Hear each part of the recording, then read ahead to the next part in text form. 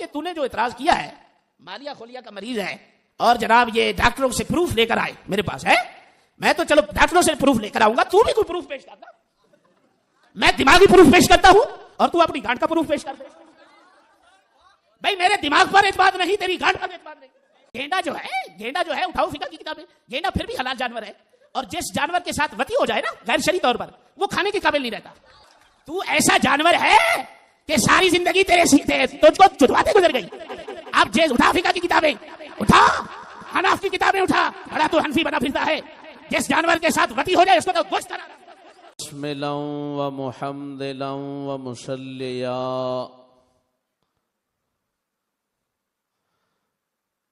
अम्मा बादु फ़ाउज़ु बिल्लाहि मिनश शैतानिर रजीम।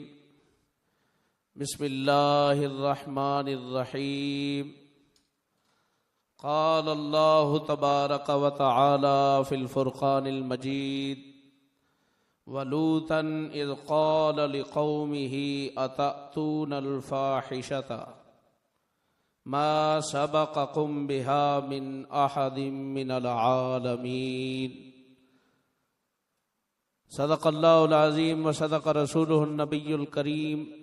आज के इस क्लिप के अंदर एक दज्जाले ज़माना, मलऊन और फ़िक्र इस्लामी का दौरे जदीद के अंदर दुश्मन अव्वल, जिसका नाम मोहम्मद रिज़ा सिद्दीकी है, उसके चंद एतराज़ात के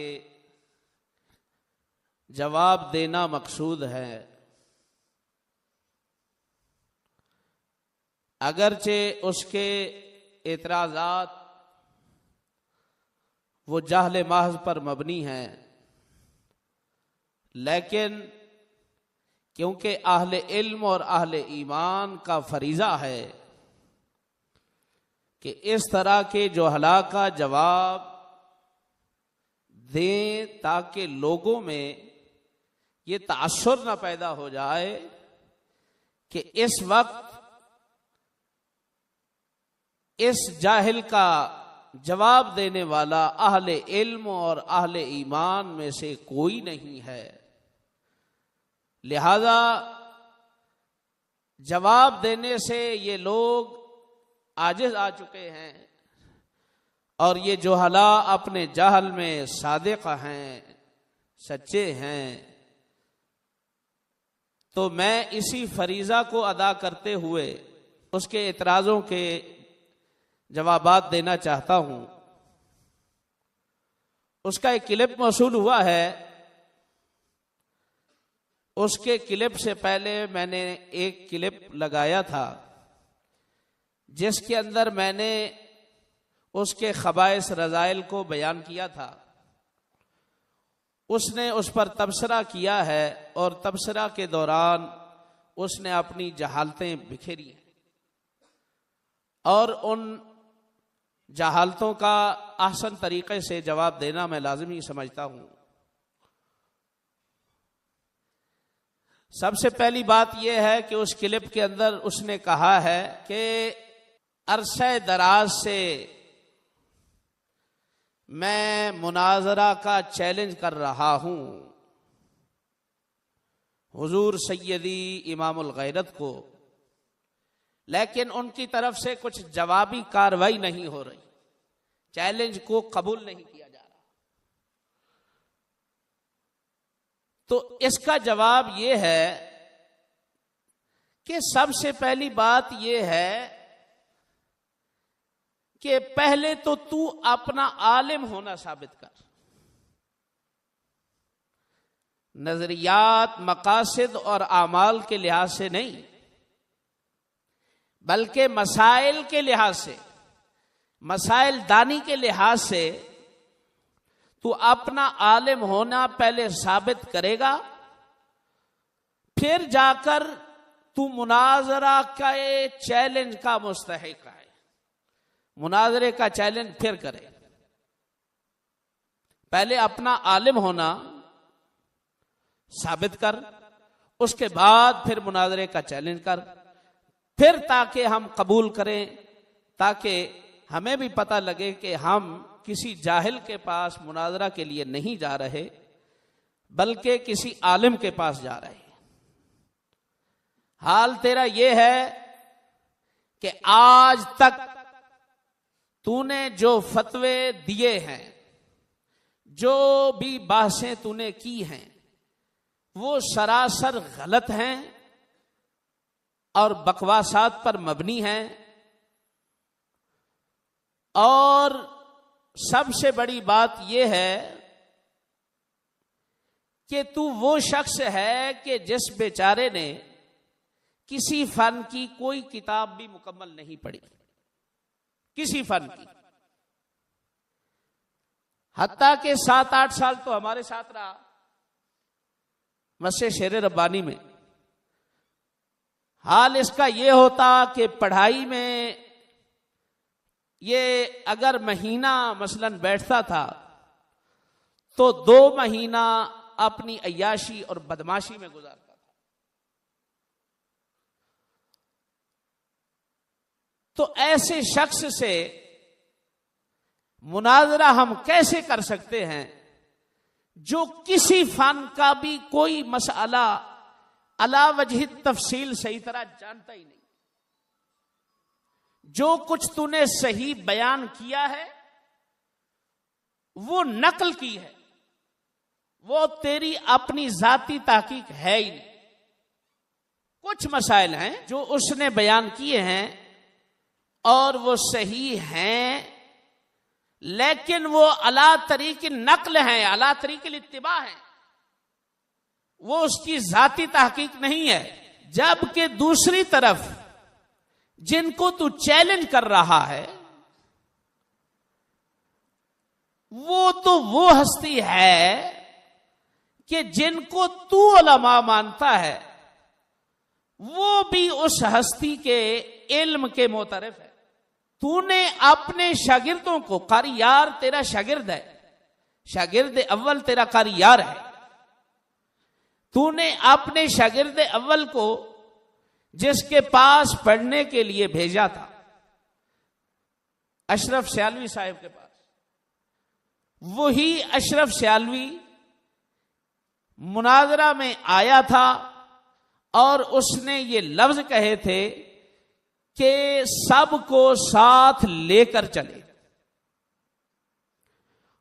हत्ता कि उसने ये कहा था कि चिश्ती साहब को जो उसने खत भेजा था उसके अंदर ये अल्फाज मौजूद थे कि फिल वाक़े वो कुफरियात हैं जिन कुफरियात की आपने निशानदेही की है। अगर तुझे शौक है मुनाजरा करने का तो मैंने बताया है कि सबसे पहले तू अपना आलिम होना साबित कर। जबकि मुनाजरा की किताबों में लिखा हुआ है कि मुनाजिरैन जो हैं वो मुसावी फिल इल्म हूं, कम से कम इल्म में मुसावी हूं। तो तू तो मुसावी क्या, तू तो इमामुल गैरत के जो इब्तिदाई शागिर्द हैं उनके साथ भी बैठने के काबिल नहीं है। और तू मुनाजरे का चैलेंज ऐसे करता है जैसे तू इमाम ज़मान बैठा हुआ है। हाल तेरा यह है कि तू इल्म से खाली है।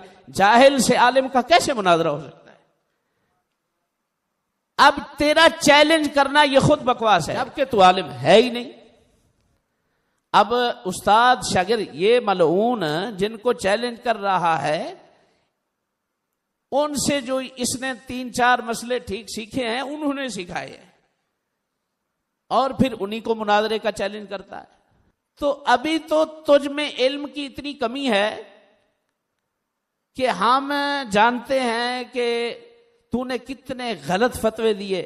एक इसने फतवा मिसाल के तौर पर देता हूं, सुनाता हूं इसका फतवा। इसके पास एक साइल आया, उसने कहा कि ये खून का लोथड़ा नहीं होता कि औरत के पेट में वो है, औरत तलाकशुदा है, उसके पेट में खून का लोथड़ा है, तो क्या उस पर इद्दत है कि नहीं? तो इसने कहा कि हां बिल्कुल इद्दत है। हालांकि ये सब फुक़हा लिखते हैं कि अलका पर कोई इद्दत नहीं, अलका पर तो कोई इद्दत नहीं होती। इस तरह तूने कुर्बानी के चंद मसाइल बयान किए, वो भी गलत किए। अब जिनका दिफा करने की खातिर तू उठा हुआ है, जिनको तू उलमा कह रहा है, उलमाए अहले सुन्नत और अवाम अहले सुन्नत, क्या वो खुद तुझको मानते हैं अपना? उनकी तरफ से तू नुमाइंदगी तब कर कि जब वो तुझको माने, जब तेरी वो किसी इल्मी हैसियत को तस्लीम करेंगे, उस वक्त तू जाकर उनका नुमाइंदा करार पाएगा। वो तो तुझको किसी खाते में रखते ही नहीं है।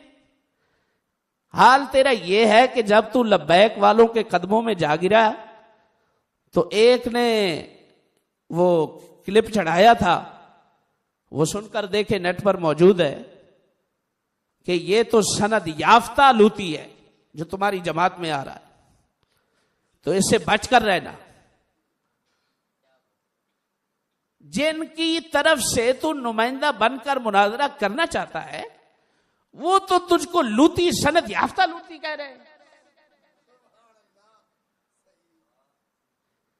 अब सनद याफ्ता लूती जो है वो मुत्तकी और एक परहेजगार और एक अपने वक्त का मुजद्दिद, उसको वो चैलेंज कर रहा है मुनाजरे का, और कहता है मैंने मुनाजरे 1 साल हो गए मैं मुनाजरे का चैलेंज कर रहा हूं, लेकिन उनकी तरफ से कोई जवाब नहीं आ रहा। अरे गांडू, जवाब कैसे आए कि तुझको तो वो नहीं मानते जिनको सारी जिंदगी हमने जलील कर करके उनको, उनकी गर्दनों को उनके पैरों के साथ मिला रखा है। तू उनका नुमाइंदा नहीं बन सकता। वो तुझको जलील किए हुए हैं, तेरी जिल्लत के लिए इतना ही काफी है कि वो तुझको नहीं मानते, और तू मुनाजरे का चैलेंज उसको कर रहा है जिसके सामने पूरी जुर्रियत नेचरियत जो है वो आजिज़ आकर मांद हो चुकी है। अब तू उनकी तरफ से आ रहा है, कहता है कि तुमने जो तकफीर की है, तदलील अवाम आले सुन्नत और उलमाए आले सुन्नत को तदलील की है, उलमाए आले सुन्नत की तफसीर, तदलील, तकफीर की है, ये सब बेजा है। भाई बेजा तब होगी जब वो तुझको, हम माने तुझको या वो माने। तू तो ना तीनों में है ना तेरों में।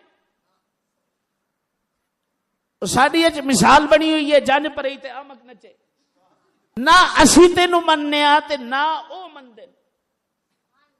तू है एक फजूली, फिका में फजूली पड़ा हुआ है ना, ये एक फजूली है।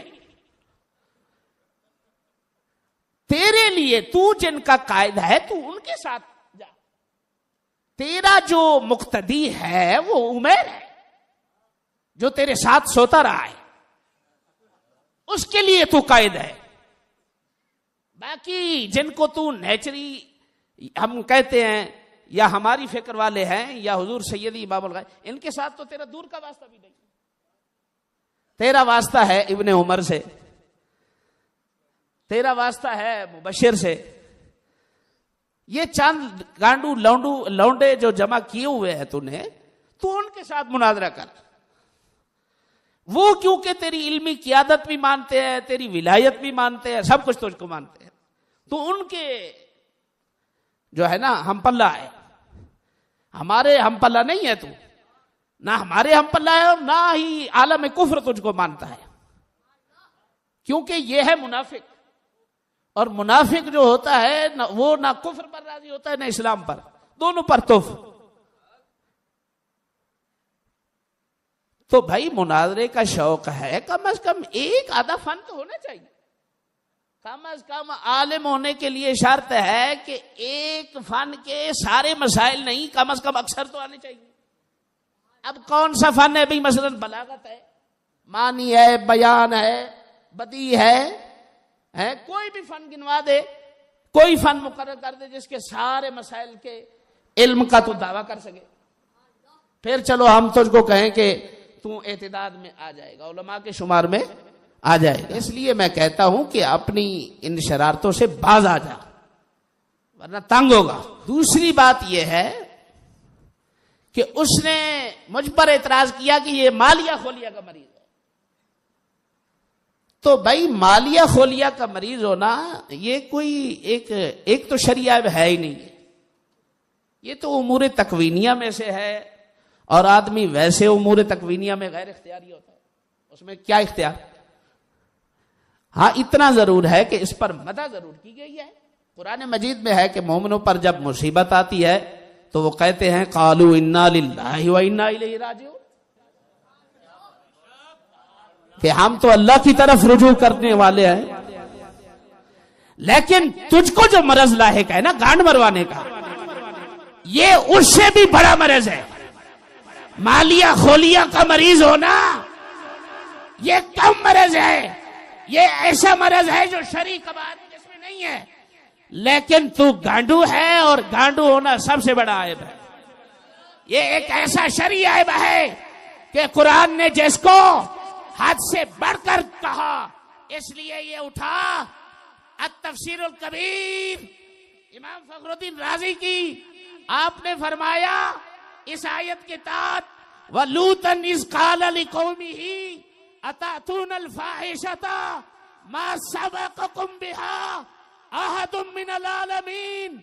ऐ मेरी कौम, तुम ऐसी बुराई करते हो कि तुमसे पहले वो बुराई किसी ने नहीं की।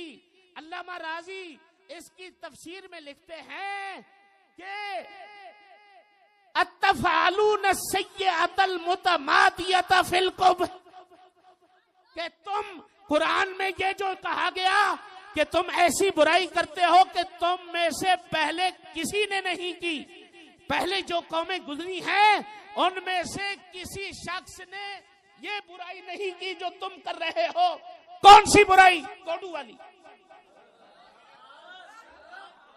और वो ऐसी मरज है जिसकी कबाहत कुरान में है मा सबक़कुम, और ये बता रहा है, ये लफ्ज भी बता रहा है कि इसमें जो कबाहत है वो एक ऐसी है जो इसके गैर में नहीं, मालिया खोलिया में भी नहीं है ये मरज, ये कबाहत। इसलिए मैं कहता हूं कि तूने जो इतराज किया है मालिया खोलिया का मरीज है, और जनाब ये डॉक्टरों से प्रूफ लेकर आए मेरे पास है। मैं तो चलो डॉक्टरों से प्रूफ लेकर आऊंगा, तू भी कोई प्रूफ पेश करना। मैं दिमागी प्रूफ पेश करता हूं और तू अपनी गांड का प्रूफ पेश कर दे। भाई मेरे दिमाग पर एतमाद नहीं, तेरी गांड पर एतमाद नहीं। तू भी प्रूफ लेके आ मेरे पास, क्योंकि मेरे दिमाग पर वाकई कोई एतमाद नहीं। लेकिन फिर भी जो गांडू को मरज है ना, कीड़ा है, वो मुझे में नहीं हो सकता, क्योंकि दिमाग का मरज जो है उसके बाइतमाद ना होने का मतलब वो एक मौके पर मसलन कायम नहीं रहता है जी, ला इलाहा इल्ला हुवा वला इलाहा इल्ला हुवा। लेकिन ये मरज और है। लेकिन वो जो है, ये जो तुझको मरज लायक है, वो तो इंसान को बड़ी बीमारियों में मुब्तला कर सकता है, उसका भी प्रूफ होना चाहिए। अब तीसरा इतराज क्या किया उसने? कहता है जी ये गेंडा है। गेंडा जो है उठाओ फिका की किताबें, गेंडा फिर भी हलाल जानवर है, और जिस जानवर के साथ वती हो जाए ना गैर शरई तौर पर, वो खाने के काबिल नहीं रहता। तू ऐसा जानवर है कि सारी जिंदगी तुझको चुदवाते गुजर गई। अब जेज उठा फिका की किताबें, उठा हनाफ की किताबें उठा, बड़ा तू हनफी बना फिरता है। जिस जानवर के साथ वती हो जाए उसको तो गोश्त खाना, उसको तो जलाने का हुक्म है। अब दिखा जो पागल है, जो इस तरह की गैर इख्तियारी मरज में मुब्तला है जिसमें कोई शरई कबाहत नहीं, उसका भी ये हुक्म दिखा फिका की किताबों में। लेकिन मैं तुझे फिका की किताबों में दिखाता हूं कि जिस जानवर से वती हो जाए उसका गोश्त खाना भी हराम है और उसको जिंदा रखना भी हराम है। अब तू ऐसा जानवर हो चुका है, तेरा तो जिंदा रहने का हक नहीं है। तेरे जिनको तू फुकहा मानता है, अहनाफ अहनाफ की रट लगा रहा है, उनके नजदीक तू ऐसा चौदा हुआ जानवर है जिसको जलाना फर्ज है और जिसका गोश्त ये गंदा गोश्त है। क्या है? गंदा गोश्त। इसके खुब्स के नताइज जो हैं वो बहुत बुरे हैं। गेंडा जो है ये वैसे ही हलाल जानवर है, लेकिन एक इंसानी गेंडे होते हैं। गेंडा मसलन तूने वजन के एतबार से कहा होगा, हाँ बाकी मेरा वजन बहुत है, हाँ ये मुझे पता लग गया तूने मुझे गेंडा क्यों कहा है, हैं? गेंडा वजनी होता है वाकई। गेंडा वाकई वजनी होता है, हाँ। और ये कूज पुष्प जो है ना, ये वाकई गेंडे का वजन नहीं उठा सकता। हाँ तू बड़े मुनाजरे के चले हमारे सामने आ, अगर हिम्मत है तो दूर क्यों बैठा हुआ है? दूर तू घन मरवा रहा है, इधर सामने आ फिर, ताकि तेरा पता लगे कि तुझ में कितना पानी है। हम तेरा इल्म, तेरी विलाई सब कुछ जानते हैं। तू बहन चोद हमारे सामने जमा पला और परवान चढ़ा है, हम तो जानते हैं तेरा रग जानते हैं तेरी। तो अगर भाई इस तरह के इतराज करने हैं तूने, तो उसके जवाब भी मौजूद है। अब इंशाल्लाह मुझे लगता है कि उसकी तसल्ली बख्श ये ठुकाई हुई है, इसके बाद उसके पास बोलने की इंशाल्लाह कोई गुंजाइश नहीं होगी। हाँ, वाखिर दावाना।